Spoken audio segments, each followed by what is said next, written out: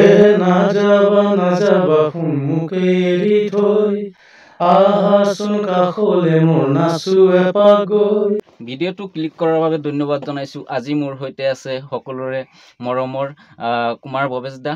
দাদা স্বাগতম জনাইছোঁ আপোনাক। ধন্যবাদ। আপোনাৰ যিটো নাম কুমাৰ ভৱেশ, এইটো আপোনাৰ ষ্টেজ নাম নে জন্মৰ পৰা এইটো নাম? নাই, এইটো মানে মোক ৰাইজে দিয়া নাম হয়। এনে মোৰ নাম ভৱেশ কলিতা। কেনেকে তাৰমানে আহিছিল এইটো? এইটো মঞ্চতে কোনোবাই এনাউন্স কৰি দিছিলে কুমাৰ ভৱেশ বুলি, তেনেকে হৈ গ'ল। গানৰ বাহিৰে আৰু কি কি কাম কৰি ভাল পায়? নাই বেলেগতো নাই, মোৰ গানতে ব্যস্ত, টাইমে নাপাওঁ বেলেগ ভাবিব। আৰু এটা কথা কওক না, আপুনি ফাৰ্ষ্ট যেতিয়া গানত সোমোৱা নাছিল, আপুনি শুনা পাইছিলো যে চকীদাৰৰ কিবা চাকৰি এটা কৰিছিল। স্কুলৰ কাম এটাত সোমাইছিলো, বেছি নাই 6-7 মাহমান কৰিছিলো, তাৰপিছত এৰিছিলো। আচ্ছা, আৰু ভৱিষ্যত প্লানিং কি আছে এতিয়া আৰু গানৰ বাহিৰে? নাই, মই গানৰে আৰু বেলেগটো আৰু আমি কি ভাবিব পাৰোঁ, আমাৰতো বেলেগ ভাবিব নোৱাৰোঁ আৰু গানেৰে। গতিকে গান যিমান দিন পাৰোঁ গানে গাই যাম মানুহৰ মাজত, সেইটোৱে আৰু চিনেমা কিবা কৰিবলৈ আছে। এইবিলাক চিনেমা কোনোবাই মোৰ কাৰণে কিবা বনাব বুলি কৈ আছে, কিবা কৰি আছে, গতিকে এইবিলাক লাহে লাহে হৈ থাকিব। এতিয়া বৰ্তমান গান আৰু প্ৰগ্ৰেম কৰি আছো, সেইটোৱে আৰু। ভৱেশ দা একচুৱেলি নিজক কি বুলি ভাবে? নিজক মই এজন মানুহ বুলি ভাবোঁ, আৰু নিজৰ এটা দায়িত্ব আছেতো যে মই এজন কণ্ঠশিল্পী হিচাপে মানে কণ্ঠশিল্পী হিচাপে ভাবোঁ আৰু।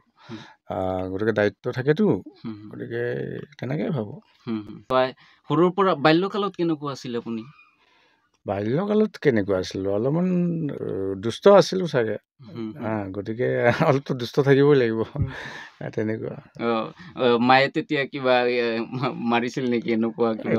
এইটোতো গালি দিবই বা কেতিয়াবা পিটিছিলেও, গতিকে মাজে মাজে এইবিলাক সৰুতে অলপ এইটো থাকেই, বুজি নাপাওঁ যে, পিছত ঠিক হৈছে।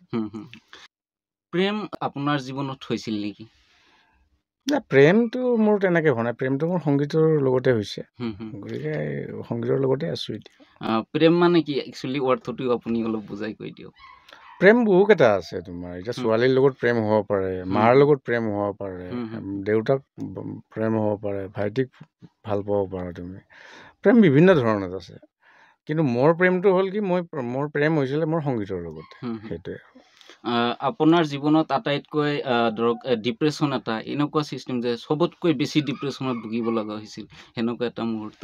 তেতিয়া মানে যেতিয়া কৰোণা হৈছিলে, কৰোণা আমাৰ যেতিয়া 2 বছৰমান কাম নোহোৱা হৈ গ'ল ইণ্ডাষ্ট্ৰীত, বা প্ৰগ্ৰামো নোহোৱা হৈ গ'ল, তেতিয়া অকণমান বেয়া লাগিছিলে মনটো। তাৰপিছত এতিয়া ঠিক হৈ গ'ল, সেইটোৱে আৰু আমি সৰুৰ পৰাই এটা গান আপোনাৰ শুনিছিলোঁ, ধৰক সেইটো গান শুনি শুনি ইমানলৈকে আহিছোঁ, যিটো আপোনাৰ দেহাজান এলবাম, নাযাবা চং, সেইটো ইমানেই ভাল লাগে, ধৰক তাৰমানে ক'ব নোৱাৰোঁ ভিতৰৰ পৰা। তাৰমানে সেইটো গান আমি সৰুৰ পৰাই যিহেতু শুনি আহিছোঁ, আজি অলপ গুণগুণাই দিব লাগিব, প্লিজ ৰিকুৱেষ্ট কৰিছোঁ অলপ। নাযাবা সন্মুখে এৰি থৈ আহাচোন কাষলে মোৰ নাচো এপাক গৈ, ঢোল বজাব ঢুলিয়াই তাক ধিনাধিনকৈ, জানৈ নাযাবা মোকে এৰি থৈ। থেংক ইউ, একদম বঢ়িয়া লাগিছে। আপোনাৰ যিকেইটা গান কৰিছে, তাৰমানে চবতকৈ একচুৱেলি আপোনাৰ কোনটো গান প্ৰিয় চবতকৈ? মোৰ গোৱা গানটো সকলোৱে ভাল, সকলোকেইটাকে ভাল পাওঁ এতিয়ালৈ, বেয়া নালাগে। আৰু কৰোণাৰ সময়ত এটা গান বনাইছিল, সেইটো বহুত ৰাইজে আদৰি লৈছে।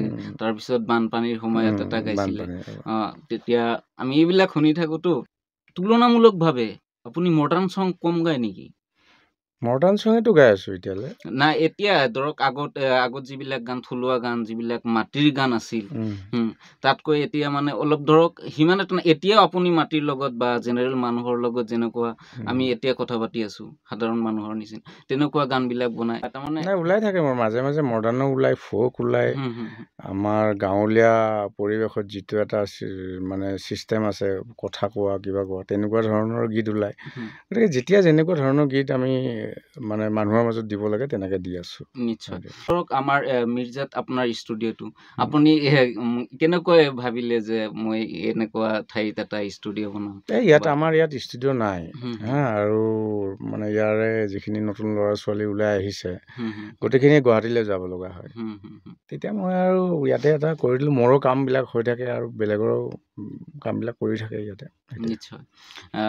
আপোনাৰ জীৱনত চবতকৈ ভাল লগা অভিনেত্ৰী আৰু অভিনেতা নাম কৈ দিব লাগে। মোৰ সকলোকে ভাল লাগে, কাৰণ সকলোকে ভাল লাগে। আগৰখিনি যদি ক'বলৈ যাওঁ, নিপন দা অসমীয়া, বিজু দা, নিশ্চয়, মৃদুলা বাইদেউ, এনেকুৱা বহুতখিনি। এতিয়া নতুন চামৰ আছে, এইবিলাক নতুনটো ওলাইয়ে আছে।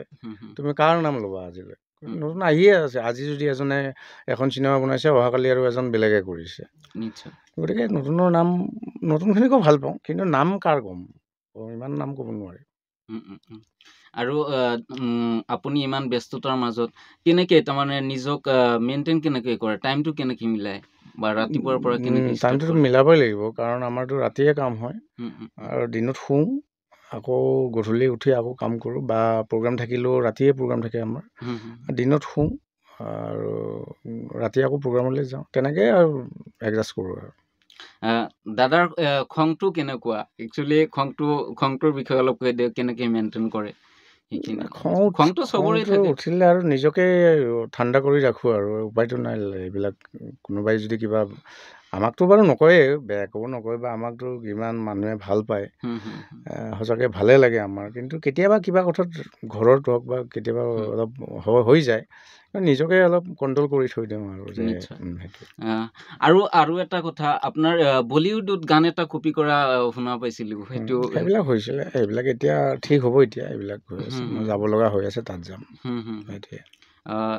এতিয়া মানে যেতিয়া আপোনাৰ কপি কৰিছিলে, তেতিয়া আপুনি কিবা ব্যৱস্থা লৈছিল নেকি? না, আমাৰ ডিছকাছ হৈছে, কথা হৈছে আমাৰ। এতিয়া সেই কথামতে কামবিলাক চলি আছে, সেইটোৱে আৰু। আপোনাৰ জীৱনৰ এটা টাৰ্ণিং পইণ্ট, যেনেকৈ আপুনি উঠি অহা এজন, ইমান ৰাইজে আদৰি ল'লে, এতিয়া ক'বলৈ গ'লে এটা ডাঙৰ ছিংগাৰ অসমৰ ভিতৰত, তো সেইখিনি এটা টাৰ্ণিং পইণ্ট থাকে না যেনেকৈ মানুহৰ। এইটো মোৰ দেহাজানৰ পৰাই মোৰ সকলোৱে চিনি পোৱা হ'ল, দেহাজান এলবামটোৰ পৰা। তাৰ আগতো মোৰ 3টামান এলবাম ওলাইছিলে, মানুহে তেনেকৈ পোৱা নাছিলে। দেহাজান এলবামটোৰ পৰাহে মোক গোটেই অসম নহয়, গোটেই মানে ভাৰতবৰ্ষত জনা হ'ল। ভাৰতবৰ্ষত নহয়, বাহিৰতো যিখিনি অসমীয়া মানুহ আছে, আমেৰিকা, লণ্ডন, য'তে কি নহওক আৰু, তেখেতসকলেও চিনি পালে। গতিকে দেহাজানটোৱে মোৰ টাৰ্ণিং পইণ্ট বুলি ক'ব লাগিব। আৰু চবতকৈ আপুনি কোনখন জেগাত, ধৰক অসমৰ বাহিৰত, অসমৰ কথা নকওঁ, মানুহে বেয়া ক'ব যে আমাৰ গাঁৱৰ এইখিনি ভাল পালে, বেলেগ বেয়া পালে, অসমৰ বাহিৰততো প্ৰগ্ৰাম বহুত কৰিলে, চবতকৈ কোনটো ঠাই বেছি ভাল লাগে আপোনাৰ? মুম্বাইত ভাল লাগে। মুম্বাইত কৰিছোঁ, পানভেলত শ্ব' কৰিছোঁ, ৱাচিত কৰিছোঁ। তাত ভাল লাগে আৰু, তাত গোটেই মিউজিক ইণ্ডাষ্ট্ৰিটোৱেইতো গোটেই মুম্বাইত, ফিল্ম ইণ্ডাষ্ট্ৰি, অডিঅ' ইণ্ডাষ্ট্ৰি, গতিকে মানুহবিলাক লগ পাওঁ, ভাল লাগে। আৰু ছিজন আহি আছে এতিয়া, ধৰক আপোনাৰ 3-4টা জেগাত আপোনাৰ প্ৰগ্ৰাম থাকিব ক'ৰবাত, সেইখিনি বস্তু তাৰমানে কেনেকৈ মিলে আপোনালোকে? নহয়, এদিনততো আমি 3টা প্ৰগ্ৰাম নকৰোঁ, এদিনতো এটাকৈ থাকে আমাৰ। আজিকালিতো আৰু 3টা প্ৰগ্ৰাম কৰিব নোৱাৰি, সেই এটাকেই কৰোঁ আৰু এনেকৈ মিলাই যায়। মানুহ আছে, মোৰ মেনেজাৰ আছে, সিহঁতে চিডিউলবিলাক মিলাই যায়।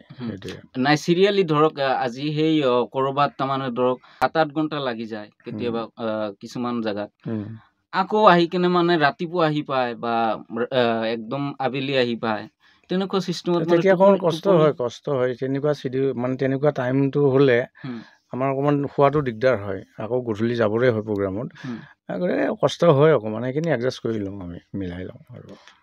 ইমান দূৰলৈ যায়, কেতিয়াবা দুৰ্ঘটনাৰ সন্মুখীন হৈছিল নেকি? নাই, ভগৱানৰ কৃপাত আজিলৈ হোৱা নাই, আৰু নকৰক, সেইটো আমি কামনা কৰিছোঁ। আপোনাৰ জীৱনত চবতকৈ ভাল লগা মুহূৰ্ত এনেকুৱা আছে নেকি? ভাল লগা এই দেহাজানৰ পিছতে ভাল লগা, যেতিয়া গানবিলাক মানুহে দেহাজান এলবামটো আদৰি ল'লে, তেতিয়াই আৰু ভাল লগা মুহূৰ্ত আহি গ'ল তেতিয়াৰ পৰাই। নিশ্চয়। এতিয়াতো বহুত ভাল লাগে। এতিয়া ধৰক অসমৰ ৰাইজে কোনে চিনি নাপায় আপোনাক, এনেকুৱা মানুহ নাই যে কুমাৰ ভৱেশক চিনি নাপায়। এনেকুৱা মানুহ আজিলৈকে নতুন প্ৰজন্মই, যেনেকৈ এতিয়া আপুনি যিমানকেইটা গান গাই আছে, কমেণ্টছত এনেকুৱা সৰু সৰু ল'ৰাই কিছুমানে কমেণ্ট কৰে মানে সি আগৰ পৰাই চিনাকি যেন এনেকুৱা লাগে তেতিয়া কেনেকুৱা লাগে একচুৱেলি ভাল লাগে কাৰণ আজিকালিতো ছ'চিয়েল মিডিয়াটোৱে মেইনটো গতিকে আজিকালিতো আৰু কেছেট নাই গতিকে আমিতো গান ইউটিউবত দিব লাগে নহ'লে ফেচবুকত দিব লাগে আৰু ফেচবুক বা ইউটিউবত যদি গানটো চাই বা শুনি কিনে যদি ভালকৈ কমেণ্ট এটা কৰে আমাৰ খুব ভাল লাগে গতিকে আমি ৰিপ্লাইও দিওঁ তেনেকৈ নিশ্চয় এজন জনপ্ৰিয় ছিংগাৰ হ'বলৈ কি কি প্ৰয়োজন আছে বুলি আপুনি ভাবে জনপ্ৰিয় ছিংগাৰ হ'ব লাগিলে মোৰটোহে মই কৈছোঁ মই কিন্তু মই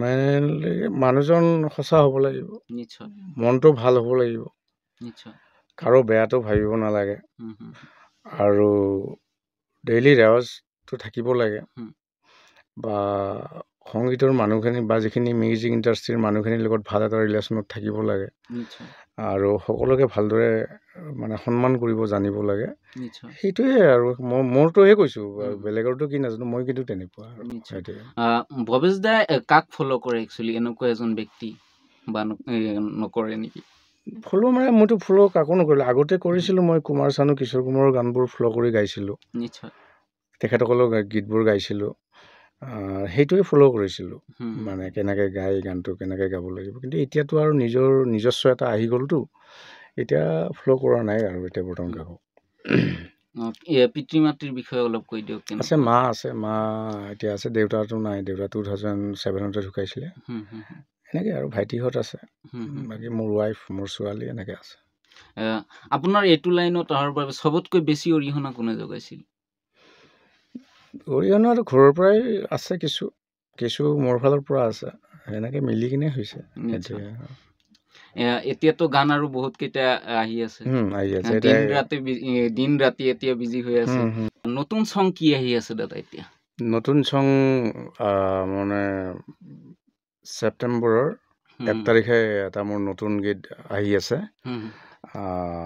যেনেকুৱা আগতে বানপানী কৰোণা তেনেকুৱা গীতটিৰ টাইটেল কি থাকিব এইটো টাইটেল থাকিব ও আটা কেলটেক আচ্ছা সেইটো টাইটেলটো এইটো কাম চলি আছে 1 তাৰিখে ৰিলিজ হ'ব দিন ৰাতি এতিয়া বিজি হৈ আছে তাৰে মাজত আমাক সময় দিয়াৰ কাৰণে অশেষ ধন্যবাদ জ্ঞাপন কৰিছোঁ দাদা বহুত সময় দিলে তাৰ কাৰণে অশেষ ধন্যবাদ আৰু ভাল লাগিল তোমালোক আহিছা আজি সঁচাকৈ ভাল লাগিল ৰংমন জিয়া চেনেলৰ মানে ভাইটিহঁত মোৰ লগৰ মানে মোৰ ষ্টুডিঅ'ত আহিছে আমি কিছু কথা পাতিলোঁ আৰু আপোনালোকে ভালদৰে এই সাক্ষাৎকাৰটি চাব বুলি মোৰ আশা থাকিল নিশ্চয় ধন্যবাদ চাই থাকিব ৰংমন জিয়া আৰু দাদাই বহুত সময় দিয়াৰ বাবে অশেষ ধন্যবাদ জ্ঞাপন কৰিছোঁ দাদা অশেষ ধন্যবাদ জনাইছোঁ